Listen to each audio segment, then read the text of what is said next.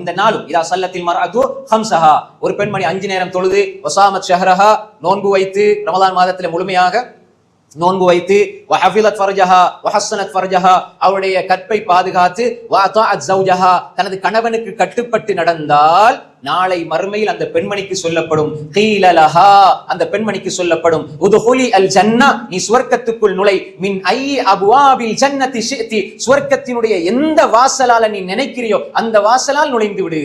சுப்ஹானல்லாஹ். சுவர்க்கத்துக்கு 8 வாசல்கள் இருக்கிறது. 8 வாசல்களும் திறந்து வைக்கப்படும் அந்த பெண்ணுக்காக. ரமலான்ல 8 வாசல் திறந்து வைக்கப்படுற மாதிரி வுது செஞ்சிட்டு அந்த துஆ ஓதுன, அஷ்ஹது அல்லா இலாஹ இல்லல்லாஹ் வஹ்தஹு லா ஷரீக லஹு வ அஷ்ஹது அன்ன முஹம்மதன் அப்துஹு வ ரசூலுஹு துஆ ஓதுன 8 வாசல் திறக்கிற மாதிரி ஒரு பெண்மணிக்காக அல்லாஹ் 8 சுவர்க்கத்தின் வாசலையும் திறந்து நீ விரும்பிய வாசலால் சென்று விடு என்று சொல்லப்படும். இந்த 4 பண்புகளும் அவரிடத்தில் இருந்தார். அன்புக்குரிய சகோதரிகளே, தாய்மார்களே, இந்த செய்தி இப்னு ஹிப்பான்ல பதிவாகி இருக்கிறது. அதே மாதிரி இமாம் தபரானி